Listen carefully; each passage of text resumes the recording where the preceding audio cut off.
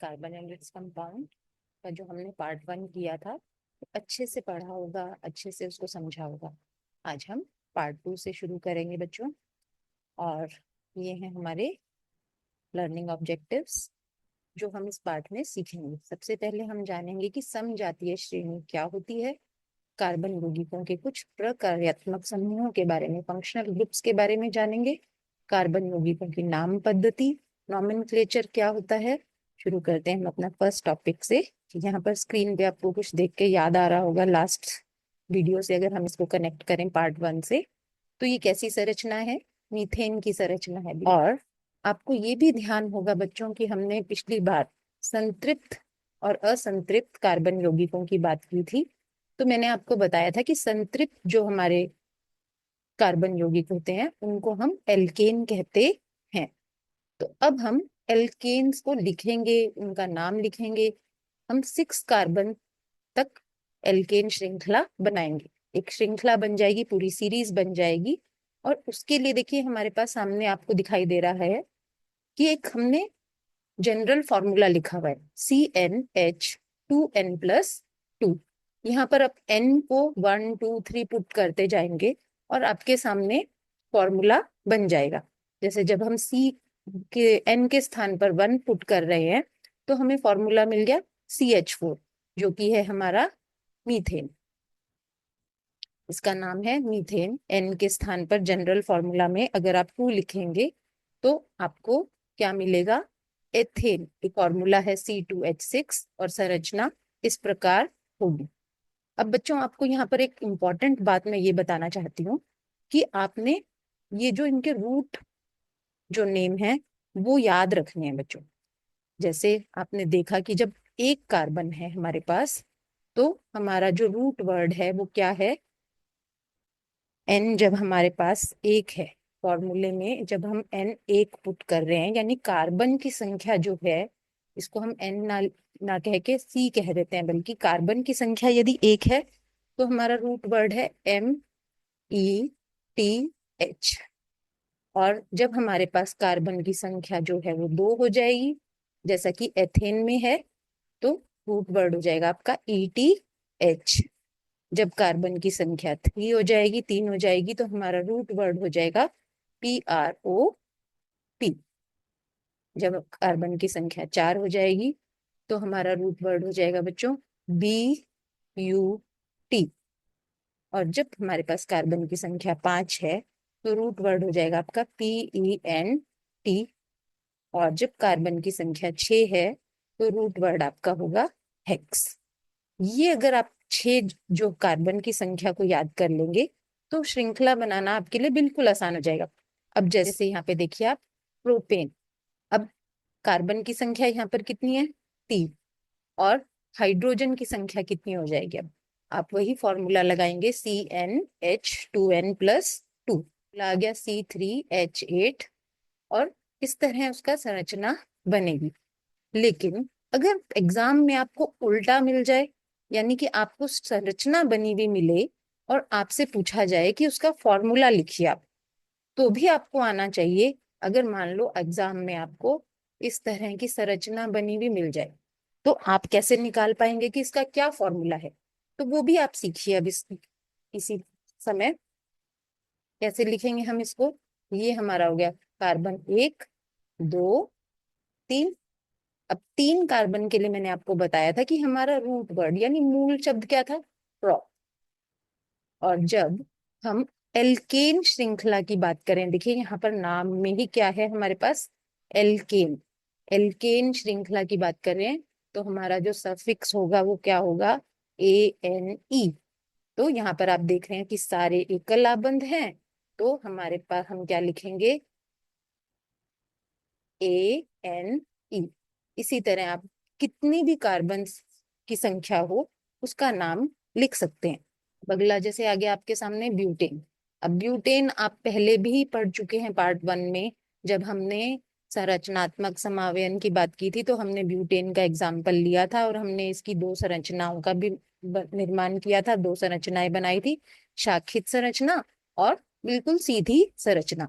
शाखित संरचना को हम आइसोब्यूटेन कहते हैं और सीधी संरचना को एन ब्यूटेन भी कहते हैं। फॉर्मूला दोनों का सेम है, C4H10, और आप अपने जनरल फॉर्मूला से इसको प्राप्त कर सकते हैं।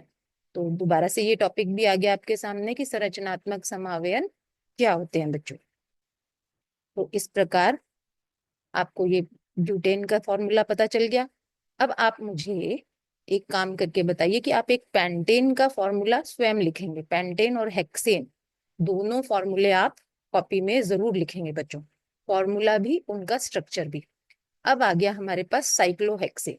यहाँ पर हेक्सेन है तो कार्बन की संख्या कितनी है बच्चों? 6। ऐसे 6 कार्बन जो कि एक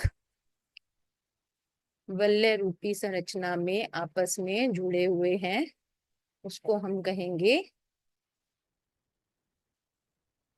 साइक्लोहेक्सेन। अब इसकी आपने हाइड्रोजन से संयोजकता को पूरा करना है।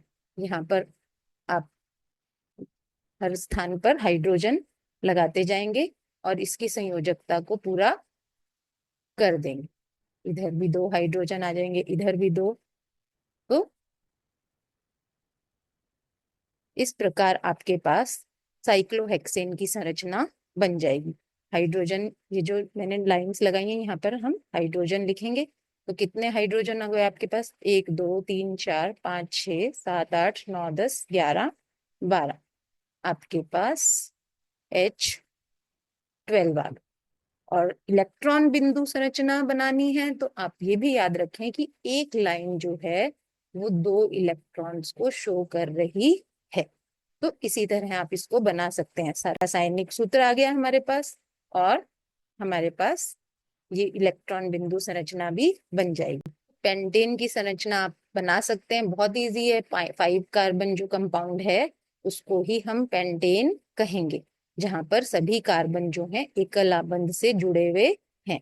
ये आपके सामने संरचना भी आ गई, और इसके समावयव भी आपने बनाने हैं, यानी कि शाखित संरचनाएं, हर तरह की संरचनाएं आप इसमें बनाएंगे कि पेंटेन की संरचना जो है हमारी कितने प्रकार के आप इसके समावयव बना सकते हैं। यहाँ पर आपको सीधे दिख रहे हैं। इसके बाद आपको ये वाली जो संरचना दिख रही है, इसमें भी ये एक श्रृंखला में ही जुड़े हुए हैं। अगर हम इसके समावयव बनाने की बात कर रहे हैं तो किस प्रकार बना सकते हो आप? जैसे देखिए, एक कार्बन यहाँ पर आ गया आपका, 1 2 3 कार्बन, एक कार्बन यहाँ आ जाएगा और एक कार्बन यहाँ। तो एक समावयव इसका ये बन गया है। दूसरा 1 2 3 4 और एक कार्बन हम यहाँ जोड़ देंगे। तो इस प्रकार इसके 3 समावयव संरचनाएं बनाई जा सकती हैं। अब यहाँ मैंने हाइड्रोजन आपके लिए लगाने के लिए छोड़ दिया। आप इसको हाइड्रोजन से इसकी संयोजकता को पूरा करेंगे। ऐसे नहीं कि बस इसको ऐसे ही हम छोड़ देंगे।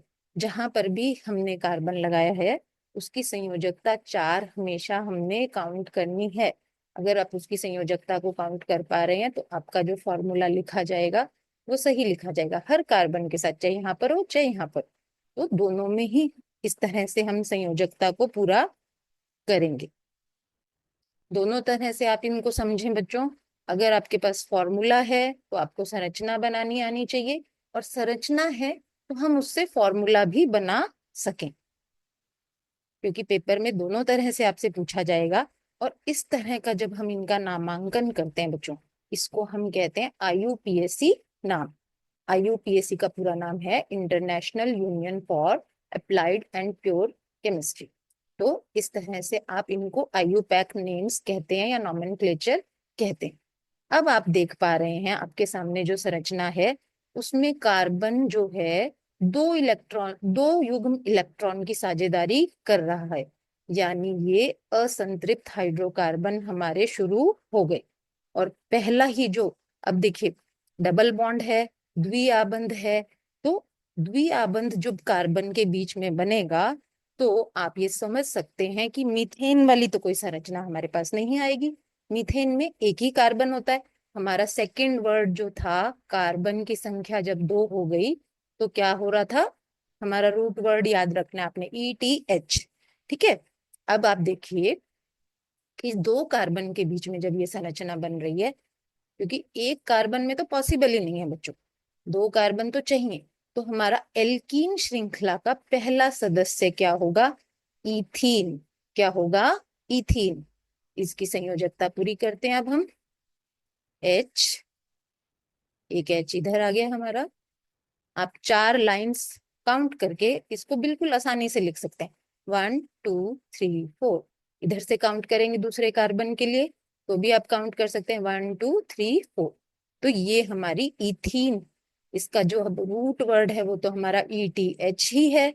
और अगर हम इसको कलर चेंज करके थोड़ा समझें तो आपको बहुत अच्छे से याद हो जाएगा, ये अभी याद हो जाएगा। बल्कि पहले हमने इथेन में ANE लिखा था, अब हम क्या लिखेंगे, ENE। तो ये हमारा इथीन बन गया बच्चों। ठीक है। और जनरल फॉर्मूला आपको ऊपर दिख रहा है इसका, CnH2n। इससे हम किसी भी एल्कीन श्रृंखला का फॉर्मूला प्राप्त कर सकते हैं। अगला जो सदस्य होगा वो हमारा प्रोपीन होगा, जिसमें कार्बन की संख्या, आप मन में सोचना शुरू कर दीजिए कि अब 3 कार्बन की संख्या यहाँ पर होगी और एक द्विआबंध भी हमारे पास होगा, तभी इसका नाम क्या हो गया, प्रोपीन। नाम प्रोपीन और संरचना ये इस तरह की कुछ दिखाई देगी।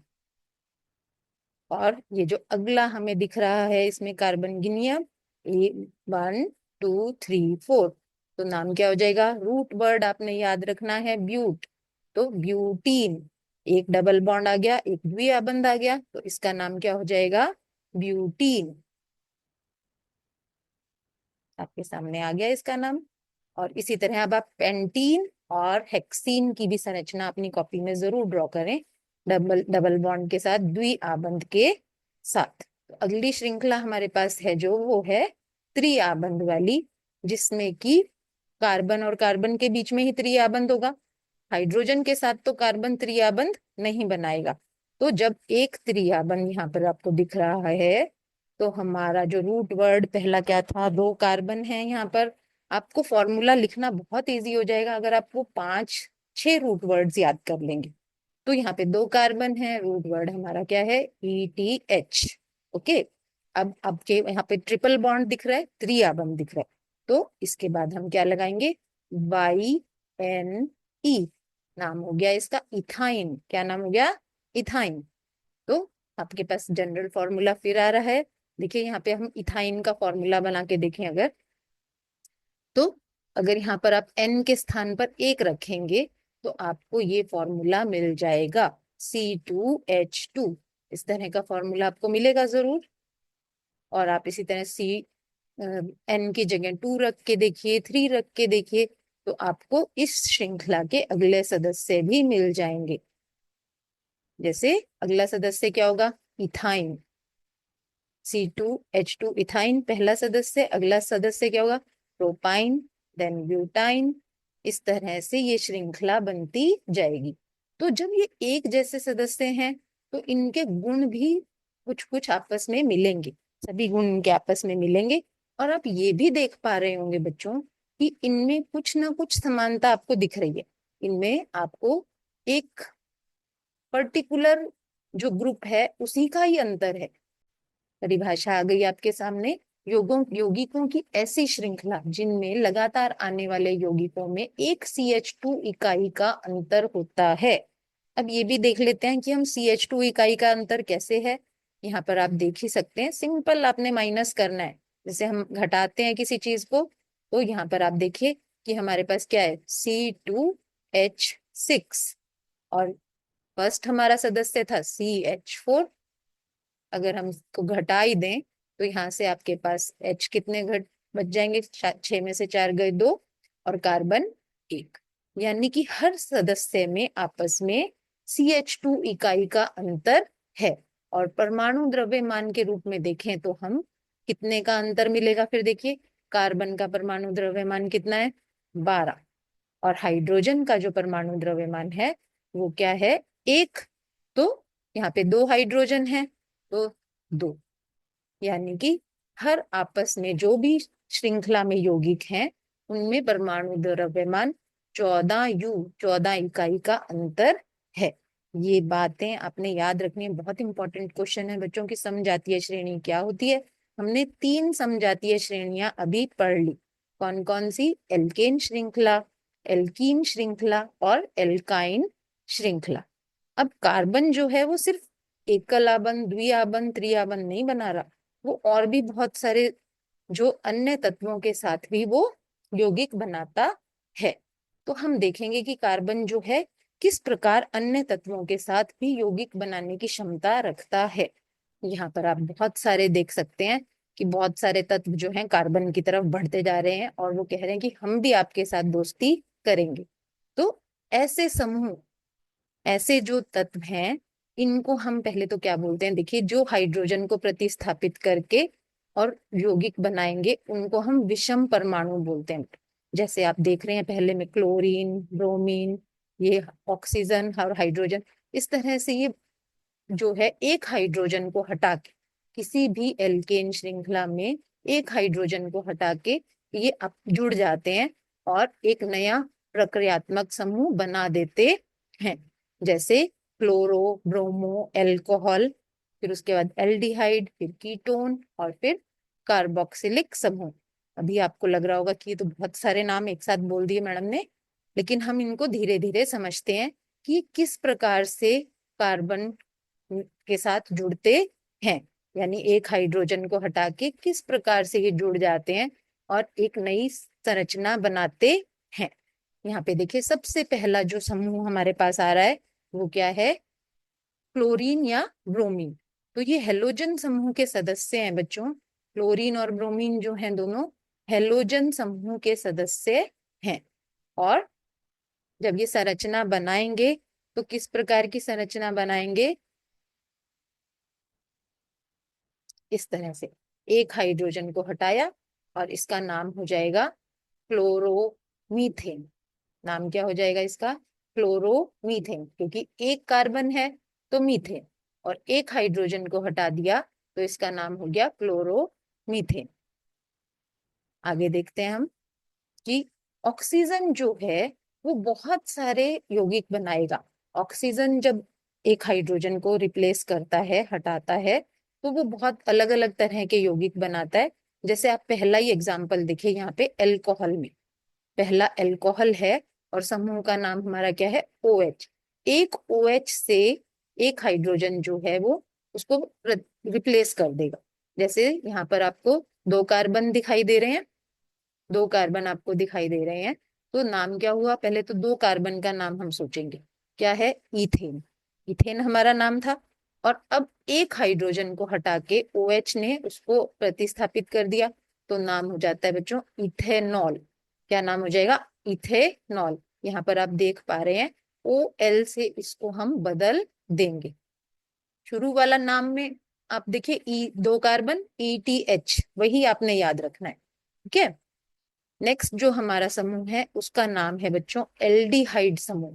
एल्डिहाइड समूह, और इसकी संरचना कुछ इस प्रकार से आपको दिखाई देगी। अब फिर से देखिए, कार्बन की संख्या कितनी है? दो। रूट वर्ड हमारा क्या हो गया? ETH। और साथ में हमारे पास ये एल्डिहाइड समूह लगा हुआ है, तो इसका जो सफिक्स हो जाता है, अनुलग्न हो जाता है, वो क्या है हमारा? AL। तो इसको हम बोलते हैं इथेनल या एथेनल, इसको हम बोलते हैं। अगला जो समूह है हमारा उसका नाम है बच्चों कीटोन। कीटोन जो है वो कुछ इस प्रकार से दिखाई देता है। इसमें जो है आपको द्विआबंध जो बीच में दिख रहा है वो बीच में है। एल्डिहाइड और कीटोन में जो अंतर है वो यही है बच्चों। तो यहाँ पर कार्बन की संख्या क्या हो गई? 3, और इसका नाम हो गया प्रोपेनॉन। इसका नाम क्या हो गया? प्रोपेनॉन। अब एल्डिहाइड और कीटोन में बच्चे कई बार कंफ्यूज करते हैं बच्चों, आपने लेकिन ऐसा नहीं करना। एल्डिहाइड जो है आपको देखिए कहाँ दिखाई दे रहा है? बिल्कुल साइड में, यहाँ पर, है ना। और जबकि कीटोन समूह हमारा यहाँ पर है बीच में, और बीच में आने के लिए इसको देखो 3 कार्बन चाहिए, क्योंकि दो में तो कुछ बीच हो ही नहीं सकता। जब इसके पास 3 कार्बन होंगे तभी कीटोन हमारा यहाँ पर होगा, और यहाँ से हमारी हाइड्रोजन से संयोजकता हम पूरी करेंगे। ये आपने बिल्कुल भी नहीं भूलना। तो हमारा जो सबसे कीटोन जो श्रृंखला होगी हमारी, उसका सबसे छोटा सदस्य क्या है? प्रोपेनॉन। क्या बोलते हैं इसको? प्रोपेनॉन।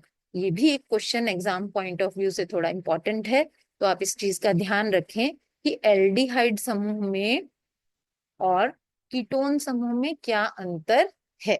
अगला जो हमारा समूह है वो है कार्बोक्सिलिक समूह, कार्बोक्सिलिक अम्ल समूह।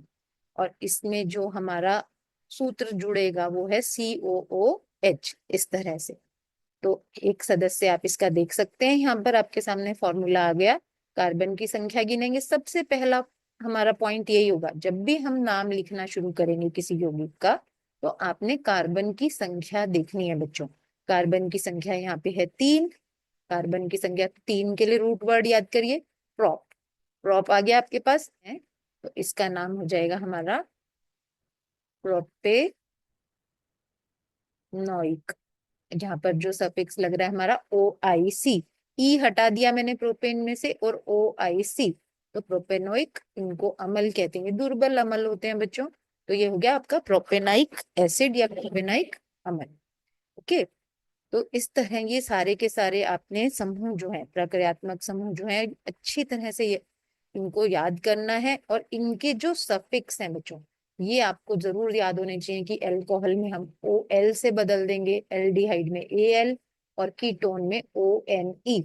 शुरू वाला जो हमारा रूट वर्ड है वो सेम रहेगा। कार्बन की संख्या 1 है तो METH, 2 है तो ETH एथ, और 3 है तो प्रोप PROP, 4 है तो ब्यूटेन BUT, और 5 है तो PENT, 6 है तो HEX। बच्चों, अब आपने सभी प्रक्रियात्मक समूहों के बारे में जान लिया है, तो आइए हम अब प्रैक्टिस कर लेते हैं कुछ क्वेश्चंस की, कि हम कैसे इनका नामांकन करेंगे, इन यौगिकों का नामांकन हम कैसे करेंगे। तो सबसे पहले देखिए आपके सामने क्या है फॉर्मूला, CH3CH2Br। तो कार्बन कितने हैं यहाँ पर, हम कार्बन काउंट करते हैं। सबसे पहले आपने यही काम करना है कि कार्बन कितने हैं। कार्बन यहाँ पर 1 और 2, तो 2 कार्बन हैं। 2 कार्बन, अपने रूट वर्ड को याद कीजिए आप। क्या था हमारा रूट वर्ड 2 कार्बन के लिए, ETH। तो यहाँ पे 2 कार्बन है। एक हाइड्रोजन जो है हमारा किससे रिप्लेस हुआ हुआ है, ब्रोमीन से। तो जब ब्रोमीन से रिप्लेस हुआ हुआ है तो हम इसके आगे क्या लगाएंगे, ब्रोम, BROMO, ब्रोमो। और ये हमारा बन जाएगा ब्रोमो इथेन। आपको स्पष्ट दिखाई दे रहा होगा, ये क्या है, ये ब्रोमो इथेन। हेलोजन समूह हो गया ये हमारा, ब्रोमो एथेन हो गया। 2 कार्बन है तो एथेन। अब देखिए नीचे वाले का नामांकन कैसे करेंगे हम। अब आप इसका नामांकन करने से पहले आप इसमें समूह की पहचान करिए, कि ये देखिए यहाँ पर आपको कौन सा समूह दिखाई दे रहा है, कीटोन। कीटोन समूह जो है बेटा हमारा कैसा होता है, उसका पिछले स्लाइड में भी आपको मैंने बताया था, इस तरह से 2 कार्बन के बीच में। तो कहाँ मिलेगा वो हमें, प्रोपेन में ही मिलेगा, क्योंकि 3 कार्बन होंगे तभी कोई बीच में आएगा। तो यहाँ पर आपका नाम इसका क्या हो जाएगा फिर, प्रोपेनॉन। ब्यू ब्यूटेनॉन, प्रोपेनॉन। कीटोन ग्रुप में जो हमारा पीछे सफिक्स लगता है वो क्या होता है बच्चों, ONE। तो 3 कार्बन है, तो रूट वर्ड आपका क्या है, प्रोपेन। तो प्रोप लिखेंगे, प्रोपेनॉन, ई हटा देंगे, और ONE। ये बहुत आसान तरीका है बच्चों याद करने का। तो यहाँ पर आप पहचान पा रहे हैं ना आप समूह को, कि ये क्या समूह है, कीटोन समूह है। कुछ और प्रैक्टिस कर लेते हैं हम, जिससे कि हमें और अच्छे से क्लियर हो जाए कि जो भी हमने प्रक्रियात्मक समूह पढ़े हैं वो आपको अच्छे से समझ आए हैं या नहीं आए। अब नेक्स्ट देखिए आप, जैसे ये आगे आपके आगे ब्यूटेनॉल। तो ONE से आपने अब पहचानना है। अब यहाँ पे संरचना नहीं बनी हुई, पिछली स्लाइड में आपके पास क्या था, संरचना बनी हुई थी। अब यहाँ पर आपने संरचना बनानी है दोनों तरह से। बच्चों मैंने आपको पहले भी कहा कि आपको दोनों तरह से ये काम करना आना चाहिए, कि अगर आपको फॉर्मूला बता दिया तो आप संरचना बना सकें। तो ब्यूटेन है यहाँ पर आपको दिख रहा है। सबसे पहले तो आप 4 कार्बन की एक श्रृंखला बना लें। अब आपको पता है कि हमारा कीटोन समूह कैसा था, ऐसा। ठीक है। और बाकी आप संयोजकता पूरी करेंगे अब हाइड्रोजन से। ये काम बहुत आसान है बच्चों। अगर आपको ये 4-6 नाम याद हो गए, अब यहाँ पर आप इसकी हाइड्रोजन से संयोजकता पूरी करेंगे। जो अगला कार्बन है, इस पे कोई हाइड्रोजन नहीं आएगा, आप गिन सकते हैं। इसके साथ इसकी संयोजकता ऑलरेडी पूरी है। इधर इधर आप हाइड्रोजन लगाएंगे, तो ये हो गया आपका ब्यूटेनॉन। नेक्स्ट आपको जो दिख रहा है वो क्या है? मीथेनल। मीथेनल, मीथेन यानी कि कार्बन की संख्या सिर्फ एक। और एल, जो यहाँ पे ये आपको एल दिख रहा है, इससे आपको पता चल रहा है बच्चों कि ये कौन सा समूह है? एल्डिहाइड समूह है। और एल्डिहाइड समूह आपका कैसा था? यहाँ पे द्विआबंध O और हाइड्रोजन। तो ये आपका, अब देखिए यहाँ पे 3 अभी कार्बन की संयोजकता पूरी नहीं हो रही, यानी कि एक हाइड्रोजन हमें और लगाना पड़ेगा। अब आपकी हाइड्रोजन की संयोजकता पूरी है। और अगर इसको हम लिखेंगे तो कैसे, ऐसे भी लिखा हुआ आपको मिल सकता है। ये हो गया आपका मीथेनल। ठीक है। तो इस तरह से आप इनकी प्रैक्टिस करेंगे बच्चों। अगला देखते हैं हमारे पास कोई और, हम एक एक दो और प्रैक्टिस कर लेते हैं।